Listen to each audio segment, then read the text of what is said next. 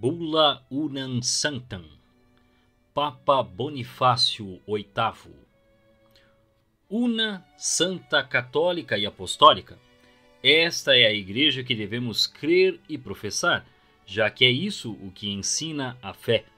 Nesta igreja, cremos com firmeza e com simplicidade testemunhamos. Fora dela não há salvação, nem remissão dos pecados, como declara o esposo no cântico. Uma só é minha pomba sem defeito, uma só a preferida pela mãe que a gerou. Cântico, capítulo 6, versículo 9. Ela representa o único corpo místico, cuja cabeça é Cristo, e Deus é a cabeça de Cristo. Nela existe um só Senhor, uma só fé e um só batismo. Efésios 4, versículo 5.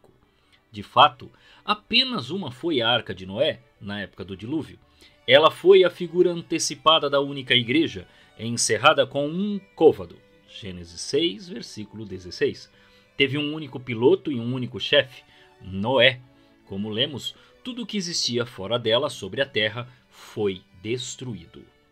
A esta única igreja, nós a veneramos, como diz o Senhor pelo profeta: salva minha vida da espada, meu único ser da pata do cão. Salmo 21, versículo 21. Ao mesmo tempo ele pediu pela alma, ou seja, pela cabeça. Também pediu pelo corpo, porque chamou o seu corpo como único, isso é, a igreja. Por causa da unidade da igreja no seu esposo, na fé, nos sacramentos e na caridade. Ela é a veste sem costura, João 19, versículo 23, do Salvador, que não foi dividida, mas tirada à sorte.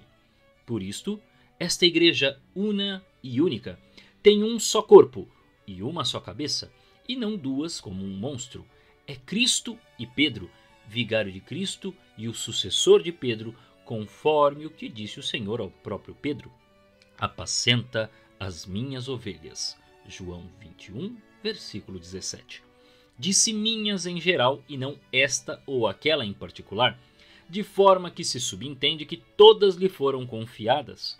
Assim, se os gregos ou outros dizem que não foram confiados a Pedro e aos seus sucessores, é necessário que reconheçam que não fazem parte das ovelhas de Cristo, pois o Senhor disse no Evangelho de São João: há um só rebanho e um só pastor.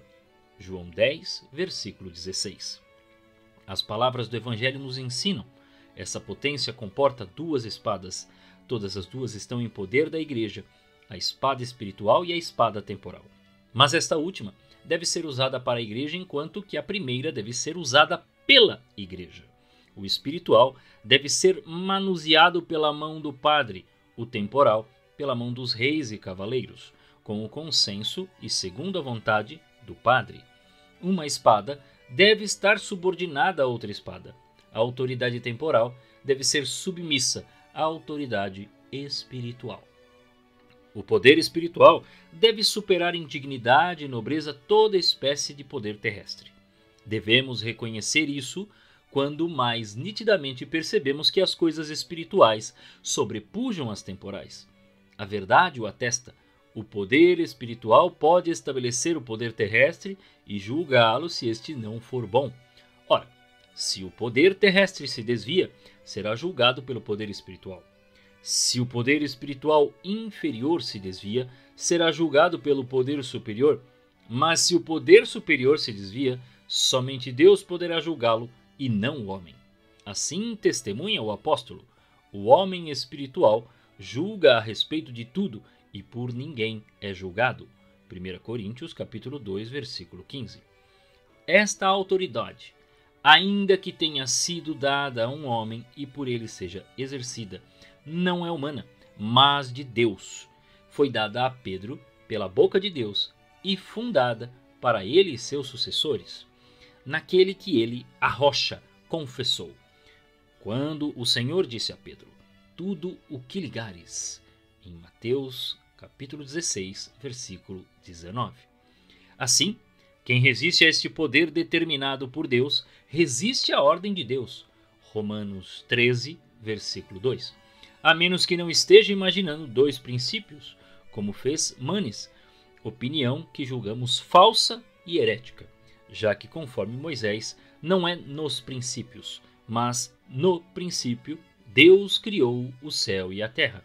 Gênesis 1, versículo 1. Por isso, declaramos, dizemos, definimos e pronunciamos que é absolutamente necessário a salvação de toda criatura humana estar sujeita ao Romano Pontífice, dada no Vaticano no 8º ano de nosso pontificado, 18 de novembro de 1302.